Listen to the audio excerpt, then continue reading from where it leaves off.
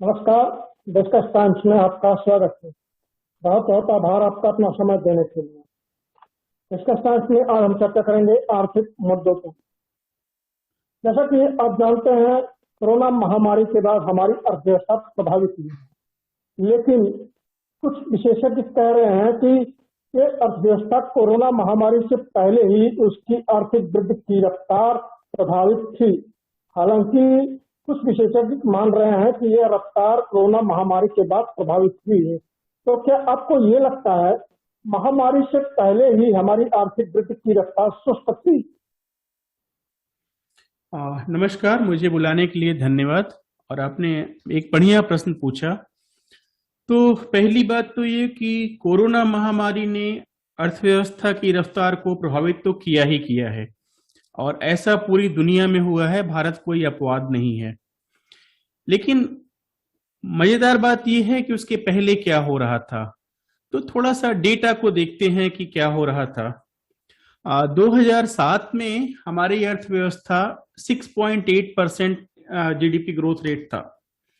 2018 में ये 6.53 हो गया। आप देखिएगा कैसे बदल रहा है ये।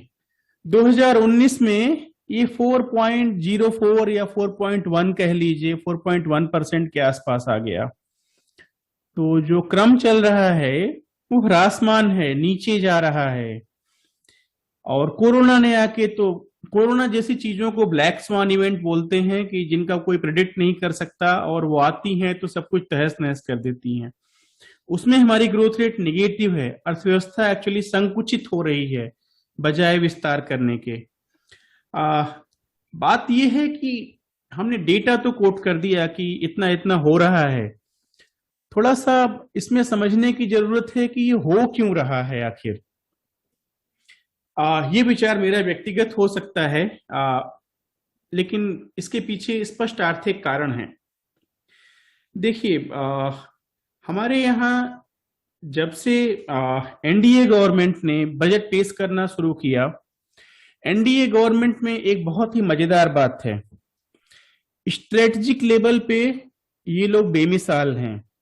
चाहे विदेश नीति हो, चाहे सामरिक नीति हो, कूटनीति हो, उसमें इनका कोई जोड़ नहीं है। लेकिन अर्थव्यवस्था, अर्थनीति पे जब आते हैं तो इन्हें अर्थव्यवस्था की कोई समझ नहीं है। आप नतीजा देखिए, हमारा ग्रॉस कैपिटल फॉर्मेशन जो है, जो सेविंग करती है जनता, बचत जो करती है, और उसी बचत से अर्थव्यवस्था में पैसे जाते हैं, जिसको उद्योगपति लेकर अपने उद्योग में लगाते हैं। उद्योगों से माल तैयार होता है, माल बाजार में जाता है बिकने के लिए। जिन लोगों ने उद्योगों में काम किया उनको पैसे मिलते हैं, लोगों के पास परचेजिंग पावर आती है, जिसे क्रय शक्ति बोलते हैं। तो इस तरीके से एक साइकिल चलती रहती है। अभी क्या हो रहा है, इस साइकिल में वीकनेस आ चुकी है, और ये कोरोना के काफी पहले से आ गई है। लोगों की बचत करने की प्रवृत्ति घटती जा रही है। अभी अगर मैं आपसे पूछूं या किसी भी दर्शक से पूछूं कि वो अपना पैसा क्या अभी बैंक में रखना उचित समझते हैं, कितनी ब्याज दर मिलती है हमको? जो ब्याज दर मिलती है वो एक्चुअली, अगर उसमें मुद्रास्फीति को जोड़ दिया जाए तो हमें निगेटिव इंटरेस्ट मिलता है। मतलब हम बैंक को अपना पैसा रखने के लिए पैसा दे रहे हैं, बजाय कि बैंक हमको कुछ वापस कर रहा है। तो मैं वहां पैसा क्यों रखूंगा? और जब मैं वहां पैसा नहीं रखूंगा तो जो बचत होती है, घरेलू बचत, सबसे बड़ा भाग हमारे पास सेवर्स से आता है, जो हाउस होल्ड सेविंग्स है। हाउस होल्ड सेविंग गिरती चली जा रही है। अब देखिए, गवर्नमेंट ने क्या किया, आप बैंक में पैसा रखने जाएंगे, 4 या 5 बार से ज्यादा अगर आप जाएंगे तो उस पे लगेगा कुछ चार्ज। आप बैंक से पैसा निकालने जाएंगे तो उस पे चार्ज लगेगा। आप एटीएम में 5 ट्रांजैक्शन से ज्यादा करेंगे तो उस पे चार्ज लगेगा। तो अगर मुझे मेरा ही पैसा निकालने के लिए आपको पैसे देने पड़ रहे हैं, तो पैसा आपके पास रखूंगा क्यों?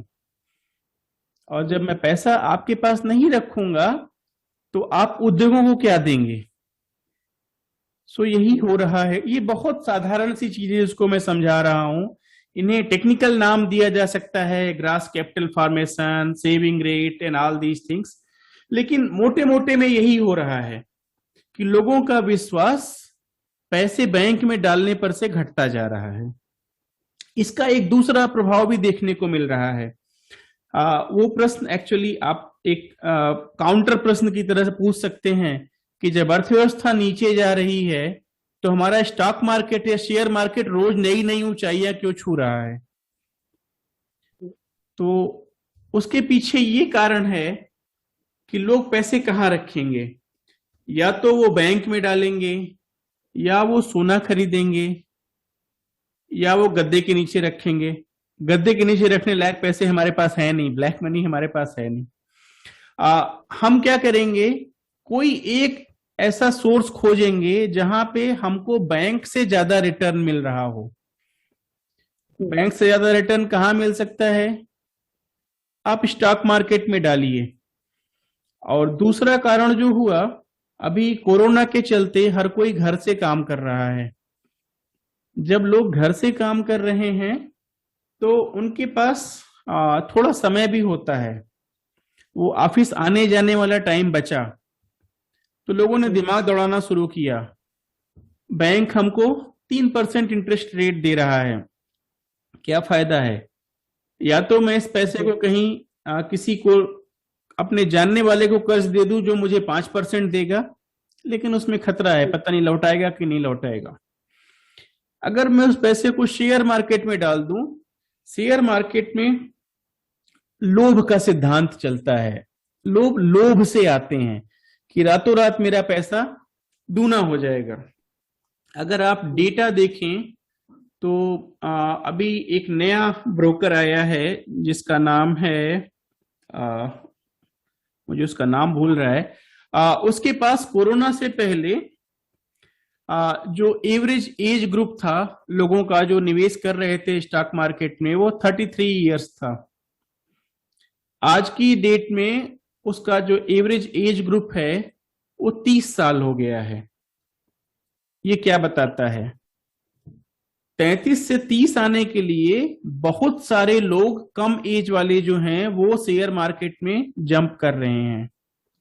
ठीक, तो क्या हो रहा है? इसीलिए शेयर मार्केट ऊपर भाग रहा है कि ऐसे लोग जिन्हें कुछ नहीं पता वो रातों रात पूंजी शेयर मार्केट में ढकेल रहे हैं कि यहां लाभ हो जाएगा, और बैंकों की तरफ नहीं जा रहा है क्योंकि बैंकों की ब्याज दर बहुत ही कम है। तो ये सरकार इस चीज को नहीं समझ सकी कि सारी चीजें जो है अर्थव्यवस्था में जो ये साइकिल चलती है कि कंपनियां उत्पादन करेंगी, लोग उसको खरीदेंगे, लोगों के पास से पैसा कंपनी को जाएगा, कंपनी के पास से जो वर्कर्स हैं उनको पैसा मिलेगा। इस तरीके से जो साइकिल चलती है ये पूरी इंसेंटिव्स पे चलती है, और अगर इंसेंटिव्स को आप अफेक्ट करेंगे तो फिर आपको ऐसे ही परिणाम मिलेंगे। तो ये एक कारण है। दूसरा बड़ा कारण है, गवर्नमेंट ने जो डिमोनेटाइजेशन किया था वो भी कोरोना के तरीके से ही एक बड़ा धक्का था पूरी इकॉनमी के लिए। मैं ये नहीं कहूंगा कि वो कदम सही था या गलत था, कदम के पीछे नीयत सही थी निश्चित रूप से, उसमें कोई शक नहीं कर सकता। लेकिन फिर वहां पे मैं बोलूंगा उनको अर्थव्यवस्था की कोई समझ नहीं थी। अगर मेरे पास ब्लैक मनी होगी तो क्या मैं उसे गद्दे के नीचे रखूंगा? और अगर आपको लगता है कि मैं डिमोनेटाइजेशन करके जो स्विस बैंक में पैसा रखा हुआ है उसको बेकार कर दूंगा, तो क्या आपको लगता है कि स्विस बैंक में वो पैसा 1 रुपए के सिक्के या 100 रुपए या 1000 की नोट में रखते हैं? नहीं, वो सोना या फिर डॉलर में कन्वर्ट हो जाता है। तो आपके डिमोनेटाइजेशन का उनको कोई फर्क नहीं पड़ा। फर्क किसको पड़ा? जो अर्थव्यवस्था की रीढ़ है, छोटे छोटे कामगार। आप गांवों में देखिए, लोगों की दुकान बंद हो गई, उनके पास तो पेटीएम भी नहीं था कि ऑनलाइन पेमेंट लेते। तो वहां से धक्का लगा, और उसके बाद इन्होंने अपनी नीतियां नहीं संभाली। इनको अभी भी समझ में नहीं आया कि हमको सेवर्स को प्रोत्साहित करने की जरूरत है।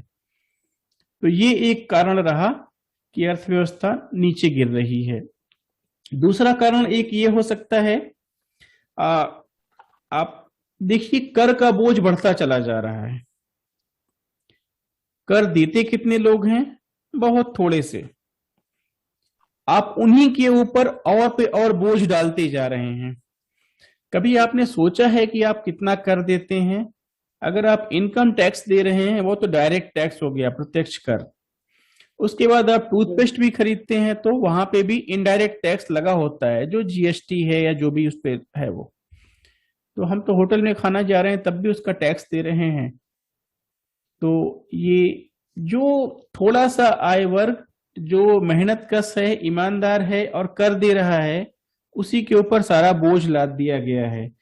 तो आप कितना भी मजबूत बैल हो, उसके ऊपर अगर आप 4 बैल का बोझ लाद देंगे तो गाड़ी तो धीमे धीमे चलेगी ही। ये तो कोई भी समझ सकता है।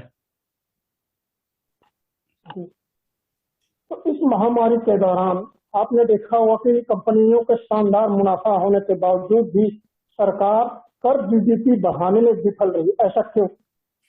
हाँ, बढ़िया क्वेश्चन, इसी से जुड़ा हुआ है ये। आ, अभी कुछ दिन पहले, मुझे लगता है 1 या 2 महीने पहले, एक रिपोर्ट आई थी जिसमें बताया गया था कि पहले सरकार के पास जो 1 रुपया आता था कर के रूप में, उसमें से 65 पैसा जो है वो कंज्यूमर से डायरेक्ट टैक्स से आता था। हम जैसे लोग जो सर्विस कर रहे हैं उनके पास से आता था। बाकी 35 पैसे जो हैं या 35% वो कंपनियों से आता था। अभी गवर्नमेंट ने क्या किया, कारपोरेशन टैक्स को घटा के 25% कर दिया। कारण दिया गया कि हम प्रोत्साहन देना चाहते हैं उद्योगों को।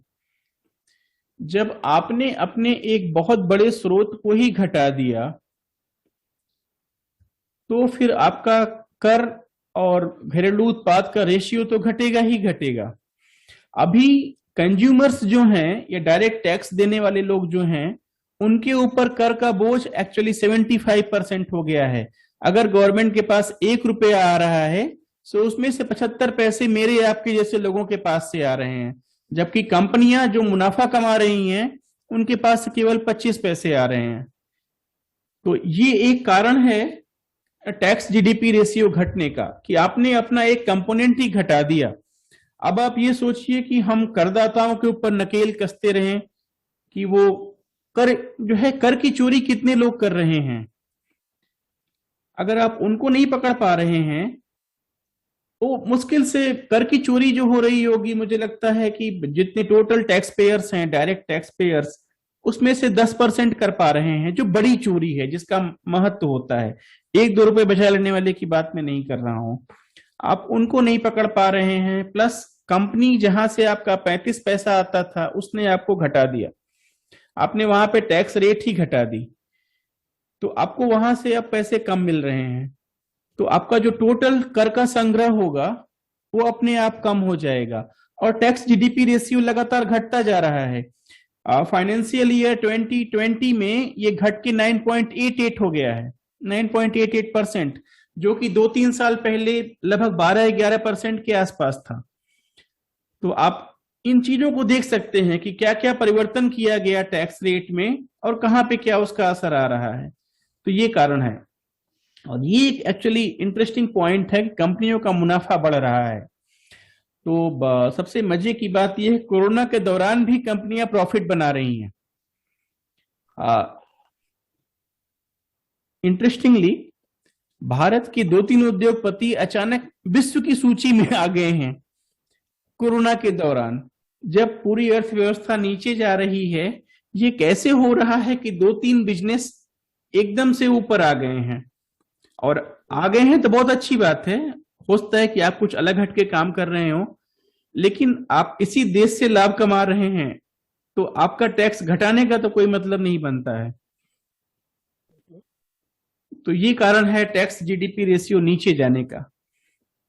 तो कोरोना महामारी ने हमारी सरकारी कंपनियों पर खासकर सबसे ज्यादा चोट पहुंचाई है। तो कहा जा रहा है कि इसी वजह से भारत सरकार सरकारी कंपनियों में अपनी हिस्सेदारी बेचने को विवश हो रही है, जबकि कुछ अर्थशास्त्री कुछ और कारण का हवाला दे रहे हैं। इस पर आपका क्या कहना है? देखिए, जब अर्थशास्त्रियों की बात की जाती है तो मुझे याद है एक बार किसी ने कमेंट किया था कि भारत में या तो गवर्नमेंट इकोनॉमिस्ट होते हैं या लेफ्ट इकोनॉमिस्ट होते हैं। तो लेफ्ट इकोनॉमिस्ट का काम होता है कि सरकार कुछ भी करे उसकी बुराई करो, गवर्नमेंट इकोनॉमिस्ट का काम होता है सरकार कुछ भी करे उसकी तारीफ करो। हम लोग इन दोनों चीजों से हटके बात करें। देखिए, ये सार्वजनिक उपक्रमों में हिस्सेदारी बेचने की जो बात है उसमें दो चीजें मिली हुई हैं।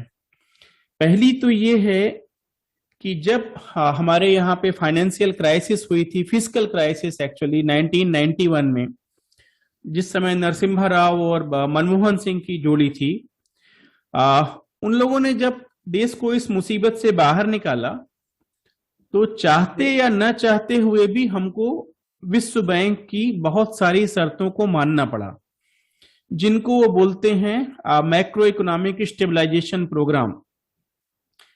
तो वो प्रोग्राम जो है उसमें कुछ नीतियां अच्छी हैं, कुछ बहुत ही क्वेश्चनेबल हैं जिन पे प्रश्न उठाया जा सकता है।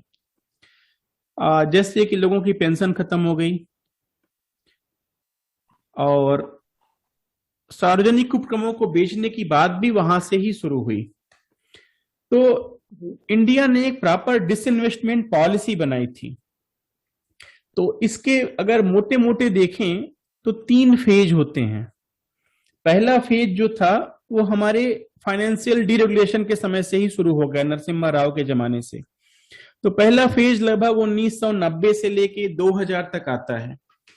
इसमें क्या किया गया, जो थ्योरी में बोला गया था कि हमारे यहाँ पे जो घाटे में चल रही सरकारी उपक्रम हैं उनको प्राइवेट सेक्टर को बेच दिया जाए, क्योंकि प्राइवेट सेक्टर, ऐसा माना जा रहा था कि प्राइवेट सेक्टर जो है वो इंसेंटिव्स को अच्छे तरीके से दे के और कर्मचारियों पे अच्छा ध्यान दे के उन्हें प्रोत्साहित करके, प्रोत्साहन दोनों तरह का हो सकता है, पॉजिटिव और नेगेटिव दोनों। अगर कोई काम नहीं कर रहा है तो उसकी छटनी करके, कोई काम कर रहा है तो उसको अच्छी सैलरी देके, इस तरीके से करके प्राइवेट सेक्टर इसको रिवाइव कर सकता है और वहां से जो पैसा मिलेगा उसको देश में कहीं लगाया जा सकता है। तो पहली चीज थी कि जो लॉस मेकिंग पीएसयू है, पब्लिक सेक्टर इंटरप्राइजेस, उनको बेचना है। ठीक है, इसे याद रखिएगा, हम लोग लास्ट में इस पे आएंगे। तो उस समय जो पहला फेज था 99 से 91 से 2000 तक का, उसमें जो भी डिसइन्वेस्टमेंट किया गया उसका एक ही उपयोग हुआ, उस पैसे का सरकार ने अपने बजटीय घाटे को कम करने की कोशिश की, और उसका कोई उपयोग नहीं हुआ, कहीं कोई प्रोडक्टिव यूज नहीं हुआ उसका। उसके पीछे एक तर्क ये दिया जा सकता है कि जब स्टेबलाइजेशन पॉलिसी लगाई गई थी वर्ल्ड बैंक की, तो उसमें कुछ लिमिट भी सेट की गई थी कि आपका वित्तीय घाटा जो है इससे ज्यादा नहीं होना चाहिए, हो रहा है तो उसको किसी तरीके से आप पूरा करिए। ठीक है, तो वो तो पहली फेज थी, वो हमारी शुद्ध मजबूरी थी। ठीक है, दूसरी फेज आई हमारे 2000 से 2003 तक की। यहां पे एक्चुअली थोड़ा बदलाव हुआ, सकारात्मक बदलाव हुआ। आपको याद होगा ये जमाना अटल बिहारी वाजपेयी का जमाना था, शायद उनका सेकेंड टर्म, मुझे याद नहीं। तो उस समय पहला काम तो ये हुआ कि जो बेचा जा रहा है उसमें से 2 हिस्से कर दिए गए। पहला हिस्सा तो पुरानी सरकारों के तरीके से फिस्कल डिफिसिट को कवर करने में जा रहा था, प्लस एक अच्छी चीज हुई कि जो भी सामाजिक उत्थान की योजनाएं चल रही हैं, जो भी सरकार की योजनाएं थी सोशल सेक्टर के लिए, कुछ पैसा उसमें डाला जा रहा था। तो ये एक बढ़िया काम हुआ। दूसरा, हमारे वित्त मंत्री उस समय थे यशवंत सिन्हा, तो उन्होंने एक फार्मूला दिया जिसको उनके नाम से जाना जाता है। उन्होंने बोला कि ये जो डिसइन्वेस्टमेंट से पैसे आ रहे हैं उसका कुछ हिस्सा हमको जो और सरकारी उपक्रम हैं जिनमें सुधार की गुंजाइश है उसमें लगाना चाहिए, उनकी मशीनरी बेहतर करिए, जो भी हो उनको किसी तरीके से घाटे से बाहर लाके उनको बेहतर बनाया जाए। हालांकि ये छोटी सी फेज थी 2000 से 2003 तक। तीसरी फेज शुरू हुई 2005 से अभी तक चल रही है। इसमें एक नेशनल इन्वेस्टमेंट फंड बना दिया गया, जो कि सरकार के जो government of India consolidated fund था उससे अलग रहेगा, और इसमें जो पैसा आएगा उसका उपयोग सरकारी उपक्रमों को बढ़िया बनाने के लिए किया जाएगा। ठीक है, अब हो क्या रहा है वो दूसरी कहानी है। पहली बात जो हमने कहा था कि लॉस मेकिंग जो पीएसयू हैं उनको बेचा जाएगा। बेचा किसको जा रहा है? जो मिनी जरूरत है। जो लाभ की कंपनियां हैं उनको बेचा जा रहा है। तो सरकार शायद ये तर्क देगी कि घाटे वाले कोई खरीदेगा क्यों, तो जनता को तर्क देना चाहिए कि लाभ वाले को बेचे क्यों। अगर हमको बोला जाए, इसका अगर मैं उदाहरण दूं कि जिसको हर कोई समझ जाए, मुझे अपने घर में इनकम बढ़ानी है, तो मेरे पास दो ऑप्शन हैं। एक मेरे पुरखों के जमाने के चांदी के बर्तन हैं, और दूसरे हमारे पास बहुत ढेर सारे कबाड़ वाले स्टील के बर्तन पड़े हुए हैं। तो हम किसको बेचें? तो बजाय कबाड़ के स्टील के बर्तन को बेचने के हम अपने पुरखों के चांदी के बर्तन को बेच रहे हैं। तो ये दिक्कत है इसमें। बाकी डिसइन्वेस्टमेंट में एज सच प्रॉब्लम नहीं है, लेकिन आप जो बढ़िया काम कर रही है उसको बेच के निकल लीजिए और खराब वाली वैसे पड़ी रह जाए, तो ये तो समझ में नहीं आती है कहानी। तो सरकार सार्वजनिक उपक्रमों को प्राइवेट खातों में बेच रही है, और आपने कहा कि प्राइवेट से जो पैसा आएगा उसको देश हित में लगाया जाएगा। तो सरकार प्राइवेट से कैसे पैसा हासिल करेगी? सरकार मुख्यतः जब ये डिसइन्वेस्टमेंट करती है तो शेयर्स का ट्रांसफर होता है किसी भी कंपनी में जिसके पास मेजॉरिटी शेयर होगा, मतलब 51% शेयर होगा, वो उस कंपनी का सर्वे सर्वा होगा। सारे पीएसयू में पहले गवर्नमेंट के ही शेयर थे, गवर्नमेंट की हिस्सेदारी थी वहां पे। अभी गवर्नमेंट इनकी हिस्सेदारी अपने पास 49% रखेगी, 51% चली जाएगी पब्लिक प्राइवेट सेक्टर को। तो वो हिस्सेदारी खरीदने के लिए उनको पैसे चुकाने होंगे गवर्नमेंट को। तो यही है पूरी कहानी। उस पैसे के लिए ही सब कुछ होता है। तो सरकार ने जिस नेशनल इन्वेस्टमेंट फंड की स्थापना की है, उसका मुख्य उद्देश्य क्या है? उसकी कितनी जरूरत मानी जा सकती है? बढ़िया प्रश्न है। फंड की स्थापना निश्चित रूप से एक बढ़िया कदम था, और उसको भारत गवर्नमेंट ऑफ इंडिया के कंसोलिडेटेड फंड से अलग रखने के पीछे एक उद्देश्य था कि गवर्नमेंट उस पैसे को लेके अपने काम में न लगा ले, कि मेरा बजट नहीं पूरा हो रहा है तो वहां से पैसा निकाला और इधर लगा लिया। उस पैसे को अलग रख के उसे या तो बाकी पीएसयू को रिवाइव करने में लगाया जाए, या फिर किसी और काम में लगाया जाए, कल्याणकारी योजना या किसी ऐसी चीजों में। लेकिन बनाने के दौरान 2005 मुझे लगता है फिर से ये यूपीए गवर्नमेंट आ गई थी शायद, तो उस दौरान हमारे यहाँ करीब 2008-9 के आसपास पूरे विश्व में एक मंदी आई थी, आपको याद होगा। तो उस दौरान गवर्नमेंट ने ये तर्क दिया कि हमारे पास ये मंदी को झेलने के लिए रिसोर्सेज नहीं है, तो ये रिसोर्सेज हम नेशनल इन्वेस्टमेंट फंड से निकालेंगे।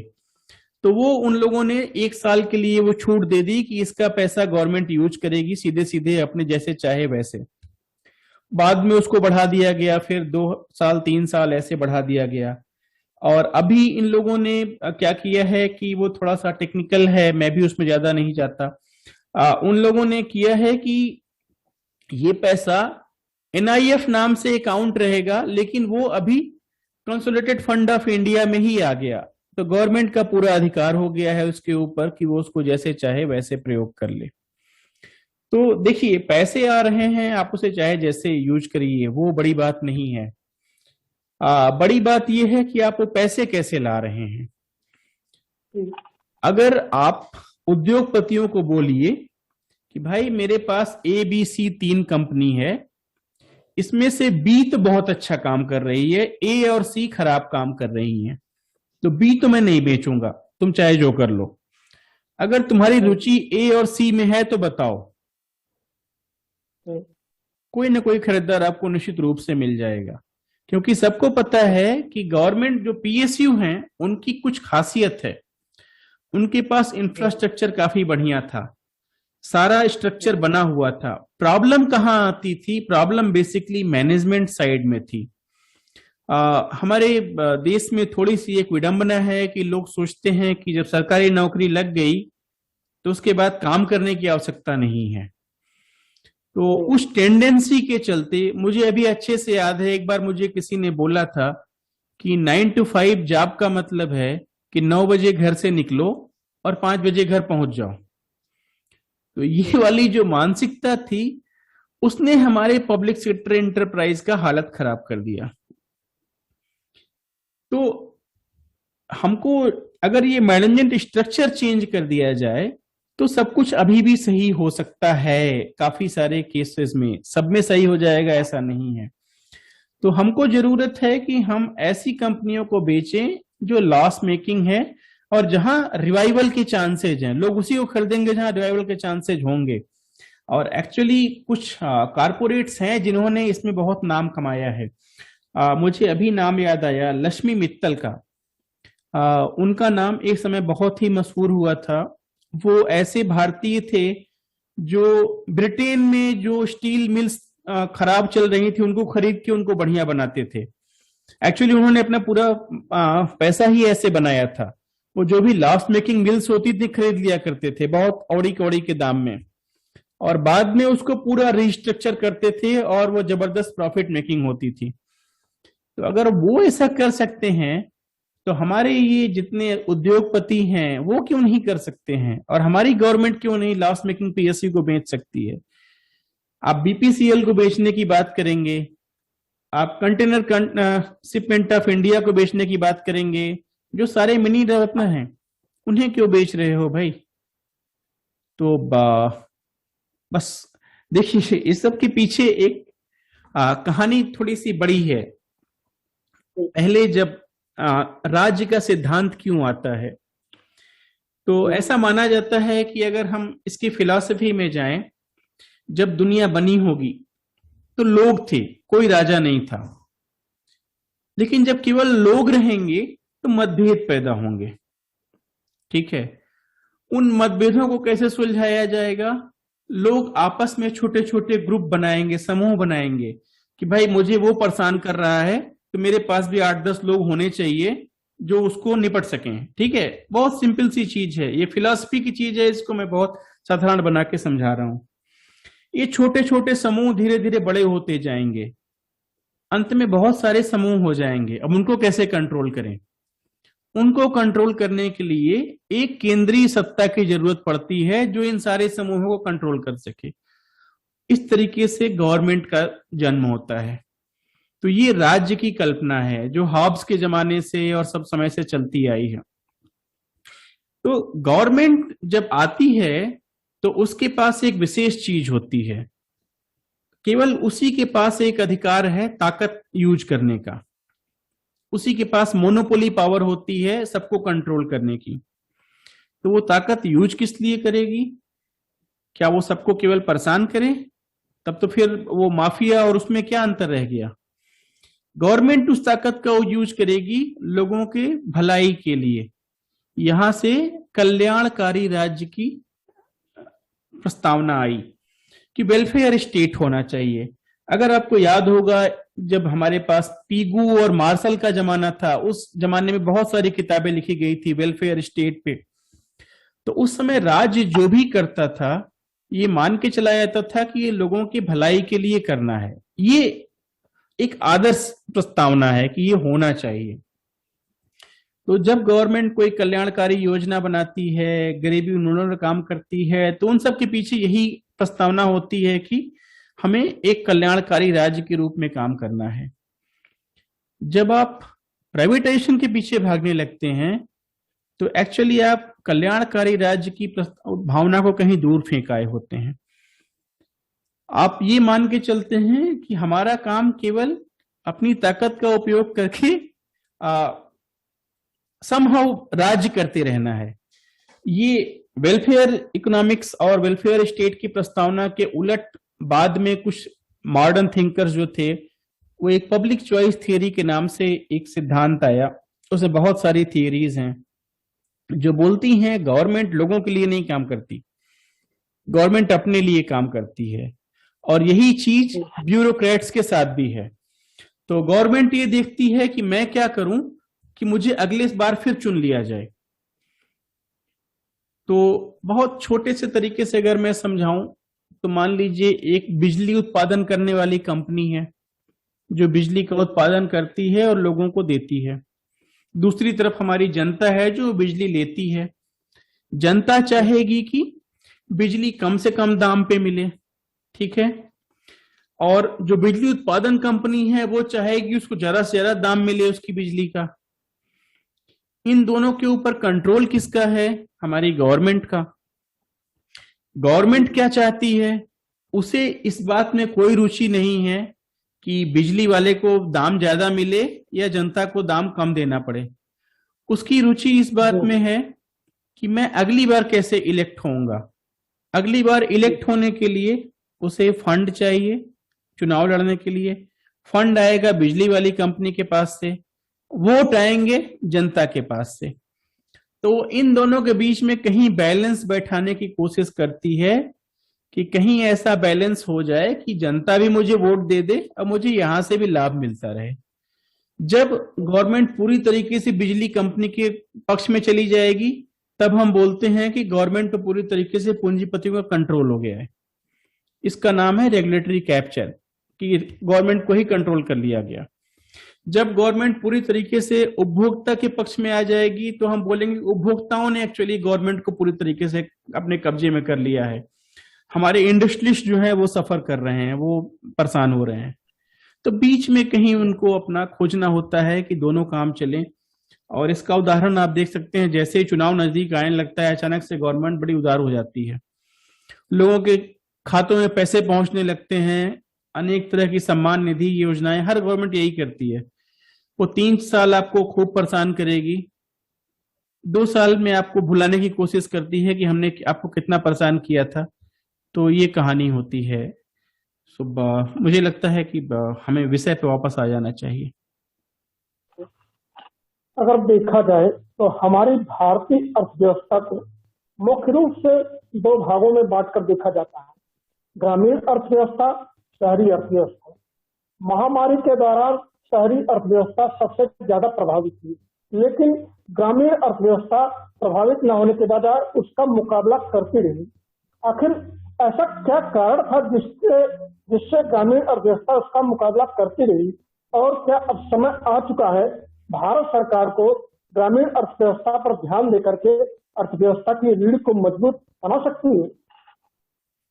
हाँ, बहुत अच्छा प्रश्न है और इसके उत्तर भी कई टुकड़ों में आएंगे। तो महामारी को देखा जाए तो महामारी की अभी तक 2 वेव आ चुकी हैं, फर्स्ट वेव और सेकेंड वेव, ठीक है। तो फर्स्ट वेव में ये देखा गया कि शहरी तरफ संक्रमण बहुत ज्यादा था, जबकि ग्रामीण इलाकों में संक्रमण नहीं पहुंच सका, या किसी को हुआ भी तो वो ठीक हो गए, ठीक है। उसमें गवर्नमेंट का कोई रोल नहीं था। उसमें रोल था एक्चुअली हमारे ग्रामीण इलाकों में आज भी लोगों के पास पीने के लिए साफ पानी तो है नहीं, उनकी इम्यूनिटी जो है बहुत मजबूत है, बजाय उन शहरी वालों के जो बिना फिल्टर का पानी पीना ही नहीं चाहते हैं। तो ये कारण था कि लोग बीमार कम पड़े ग्रामीण क्षेत्रों में, ठीक है। पहली बात तो बीमार पड़ने वाली थी, शहरी में बीमार बहुत पड़े, और जब बीमार पड़े तो दोहरी मार पड़ी उनके ऊपर। पहली बात, जिन्होंने इलाज कराने की कोशिश की, भयानक रूप से अस्पतालों ने उनको लूटा, प्राइवेट अस्पतालों ने जबरदस्त लूटा उनको, और लोगों के काम धंधे छूटने लगे, इंडस्ट्रीज बंद हुई कुछ दिन के लिए, जो चल भी रही थी वहां पे लोगों को आधी सैलरी में काम करना पड़ा। मुझे लगता है आधी सैलरी बेहतर है बजाय कि कुछ ना मिले उससे, तो लोगों ने उस पर समझौता किया। तो इस तरीके से शहरी अर्थव्यवस्था बुरी तरीके से प्रभावित हो गई। अब जो हमारे यहाँ विकास की परिभाषा बनाई गई है उसमें ही विरोधाभास है। विकास का एक मानक ये भी है कि आपका कितना हिस्सा शहरी है। जिस देश में जितनी ज्यादा हिस्सा शहरी होगा वो उतना विकसित है। क्यों भाई? अगर हम गांव में सुविधाएं बढ़िया से दे दें तो क्या जरूरत है कि हम उनको शहरी बनाएं? तो अब इसका दूसरा हिस्सा, जो दूसरा सेकेंड वेव आई, इसमें हमारे गांव में भी जबरदस्त रूप से असर पड़ा। फर्स्ट वेव में गांव में एक जिसको वैसे तो नुकसान के रूप में देखा जाता है, लेकिन मुसीबत के समय वही फायदा हो गया। तो ये स्थिति है। और ऐसे में जो एक चीज थोड़ा बहुत बचाई भारत को, भारत में उतनी मृत्यु दर नहीं रही, उसका कारण ये था हमारे जो सरकारी हॉस्पिटल्स बने हुए थे वो एक अच्छे इंफ्रास्ट्रक्चर के रूप में इस समय प्रयोग किए जा सकते थे। और दूसरा ये कि थोड़ा गवर्नमेंट को प्लानिंग करने की जरूरत है कोरोना के ऊपर। अनफॉर्चुनेटली हमारे यहाँ जब जब भी कोरोना का संक्रमण हो रहा था उस समय कहीं ना कहीं कुछ इलेक्शन वाला भी चल रहा था, और थोड़ा सा हमारे यहाँ पे प्राथमिकता का अंतर पड़ जाता है। मुझे याद है कि कोरोना चीन ने दिसंबर में बोला था 2019 में कि उसने एक्सेप्ट किया था कि कोरोना मतलब कुछ प्रॉब्लम हो रही है।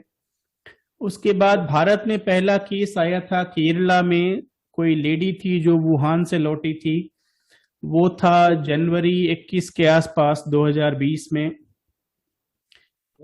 तब तक सारी गवर्नमेंट, केंद्र और राज्य, सारी गवर्नमेंट सो रही थी। उन्हें लगता रहा कि हमें कोई अदृश्य शक्ति बचा लेगी। वो एयरपोर्ट पे स्क्रीनिंग कर सकते थे, वैसा कुछ नहीं शुरू किया गया। बल्कि अगर आप उस समय का राजनीतिक परिदृश्य देखेंगे तो काफी एक्टिव था। कुछ प्रदेशों में सरकार गिराने बनाने का जोड़ तोड़ भी चल रहा था। तो पहली वेव में वहां धोखा खा गई सरकार। दूसरी वेव में हमारे इलेक्शंस ने बर्बाद कर दिया। मुझे लगता है कि खासकर उत्तर प्रदेश, मैंने दोस्तों से सुना, उनके मतलब पहले कभी ये नहीं सुनने में आता था कि हमारे जान पहचान के लोग बीमार हो रहे हैं। इस बार हुआ कि हमारे जान पहचान के लोग बीमार निकल रहे थे, और कहीं ना कहीं वो इलेक्शन से संबंधित थे। किसी ने ड्यूटी की थी, कोई प्रचार में गया था, कोई कुछ कर रहा था। सो थोड़ा प्राथमिकता बदलने की जरूरत है, और ये बहुत जरूरी है कि गांवों पे ध्यान दिया जाए, क्योंकि जो रिकवरी आएगी कोरोना के बाद वो गांवों से ही आएगी, शहरों से नहीं आने वाली है। तो उसके लिए गांवों पे ध्यान देने की जरूरत है। और बजाय इसके कि हम जैसे अनुदान दिया जाता है कि 2000 आपके खाते में ट्रांसफर कर दिए, किसान सम्मान निधि, ये सब करने के बजाय किसानों को ऐसी पहल कीजिए कि उन्हें फायदा हो। इस 2000 से किसी का कुछ बनता बिगड़ता नहीं है। अपनी योजनाओं को तेज करिए। मनरेगा की जरूरत है इस समय, क्योंकि उसी से लोगों के पास पैसे आएंगे।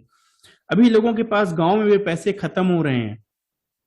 तो अगर तीसरी वेव आई, तीसरी लहर आई और हम नहीं तैयार रहे तो फिर बहुत मुसीबत खड़ी हो जाने वाली है। तो चर्चा के इस आखिरी सवाल में मैं आपसे ये जानना चाहता हूँ, नीति आयोग जिसे योजना आयोग के स्थान पर लाया गया, उसके बारे में कुछ विशेषज्ञों का कहना है कि नीति आयोग हर एक विषय पर टिप्पणी करती है, लेकिन इसके पास समस्या का कोई समाधान नहीं होता है। आप इस बात से कितना सहमत हैं? देखिए, इस पे मैं भी टिप्पणी नहीं करना चाहूंगा, क्योंकि अगर मैं टिप्पणी करूंगा तो कल कोई मुझे ही बोलेगा कि इनके पास कोई समाधान नहीं है, केवल ये टिप्पणी करते हैं। देखिए, थोड़ा इतिहास समझिए। भारत में प्लानिंग कमीशन की जरूरत क्यों थी, फिर नीति आयोग क्यों आया। जब भारत स्वतंत्र हुआ तो उस समय हमारे पास कुछ भी नहीं बचा था। अंग्रेजों ने यहाँ पे केवल शासन नहीं किया, यहाँ पे शोषण किया, सब कुछ लूट के वो ले गए। यहाँ के उद्योग धंधे जो एक जमाने में पूरी दुनिया में मशहूर थे, उनकी कमर तोड़ दी थी उन्होंने। खासकर हमारे जो गांवों के कारीगर थे, हस्तशिल्प, इन सारी चीजों को उन्होंने तोड़ डाला था। उस समय जब नेहरू ने सत्ता संभाली तो उन्होंने कुछ काम तो बहुत ही अच्छे किए। हर आदमी अच्छे बुरे काम करता रहता है, मैं अच्छे वालों की बात कर रहा हूं एज ए इकोनॉमिस्ट। भारत को उस समय जरूरत थी, पहली जरूरत थी कि हमारे पास थोड़ा खाद्यान्न हो जाए, वरना हम भुखमरी की हालत में थे। तो पहली जो पंचवर्षीय योजना बनी, उसमें पूरा ध्यान दिया गया खाद्यान्न के ऊपर। अब पंचवर्षीय योजना बनाएगा कौन? तो नेहरू में एक चीज बहुत अच्छी थी, वो समझते थे कि कौन किस काम को बेहतर कर सकता है। उन्होंने पूरी खुली छूट दे रखी थी हमारे जो उस जमाने के अर्थशास्त्री थे उनको, जो हमारे उस जमाने के स्पेस रिसर्च के वैज्ञानिक थे उनको। इसीलिए भारत में इसरो इतना बड़ा हो सका, क्योंकि उन्होंने खुली छूट दे रखी थी विक्रम साराभाई को। प्लानिंग कमीशन की स्थापना भी इसीलिए की गई थी कि भारतीय अर्थव्यवस्था को किस तरीके से आगे बढ़ाया जाए, उसकी नीति तय करने के लिए। थोड़ा उसके पीछे समाजवाद का भी कारण था। जितने भी समाजवादी देश थे उनमें एक प्लानिंग कमीशन हुआ करता था, किसी भी नाम से हो, तो थोड़ा छाप उसका था नेहरू के ऊपर, तो प्लानिंग कमीशन बनाया गया। खाद्यान्न का काम थोड़ा बहुत हुआ। अनफॉर्चुनेट टाइम था, हमारे कभी युद्ध हो रहा था पाकिस्तान से, कभी चाइना से। दूसरा जो 5 ईयर प्लान बनाया गया था उसको महालनोबिस प्लान भी बोलते हैं। हमारे पास एक बहुत ही बढ़िया अर्थशास्त्री थे, पीसी महालनोबिस, जिन्होंने सेकेंड 5 ईयर प्लान बनाया था। और सेकेंड 5 ईयर प्लान की ही देन थी कि हमारे पास आज सरकारी उद्यम है, जिसको बेच बेच के सारी गवर्नमेंट अपने घाटे पूरा कर रही है। तो वो कारण था कि हमको जरूरत थी एक प्लानिंग कमीशन की। जैसे जैसे प्लान आगे बढ़ते गए, धीरे धीरे सरकारें बदली, इंदिरा गांधी आई, उनका विजन कुछ अलग था। उस जमाने से, इंदिरा गांधी के जमाने से प्रधानमंत्री कार्यालय हावी होने लगा प्लानिंग कमीशन के ऊपर।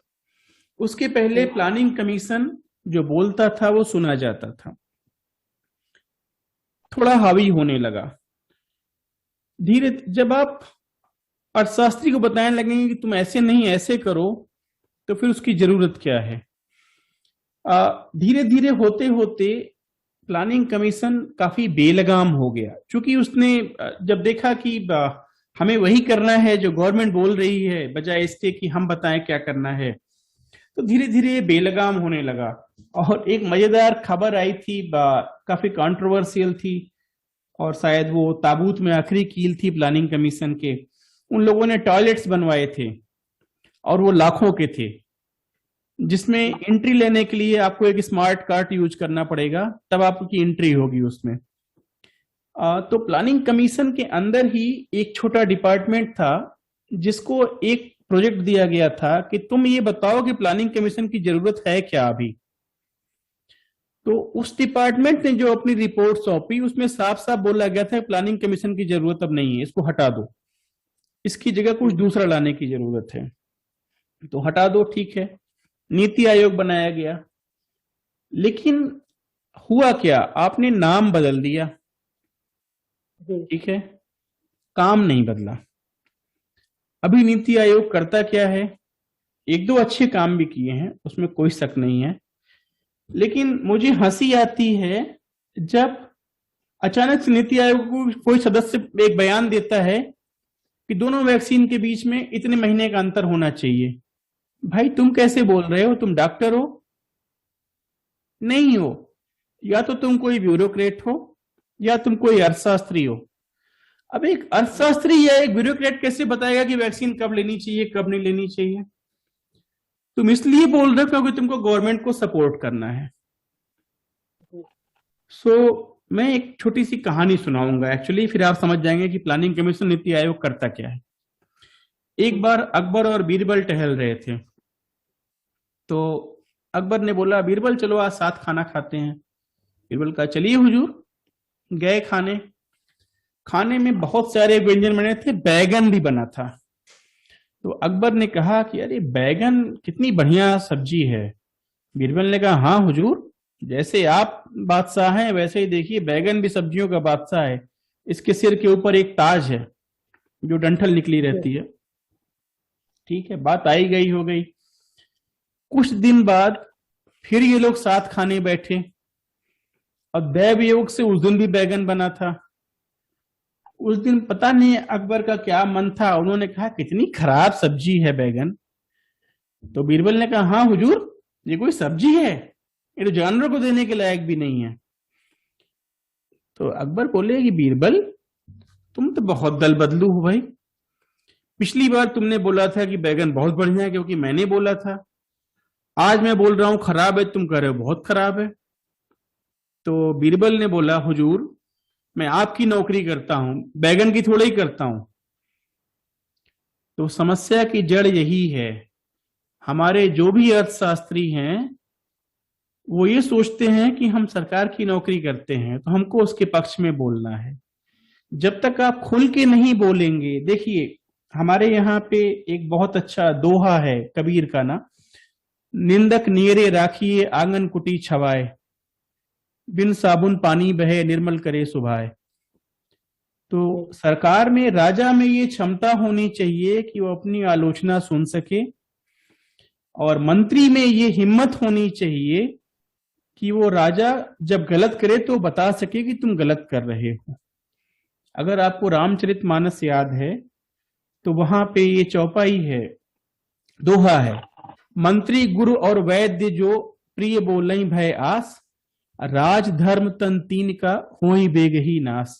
कि जब मेरा मंत्री, मेरा गुरु और मेरा मित्र अगर मेरे डर के मारे झूठ बोल रहा है, मेरी प्रशंसा ही कर रहा है केवल, तो न मेरा राज रहेगा, न मेरा धर्म रहेगा, न मेरा स्वास्थ्य रहेगा। तो हमें जरूरत है कि दोनों पक्ष थोड़ा समझे, और सरकार को जरूरत है कि अगर अर्थव्यवस्था को वापस लाना है तो उसके लिए भी मेरे पास एक छोटी सी कहानी है। एक्चुअली ये छोटी सी कहानियां ज्यादा बढ़िया समझाती हैं बजाय बड़े बड़े सिद्धांतों के। एक राजा था,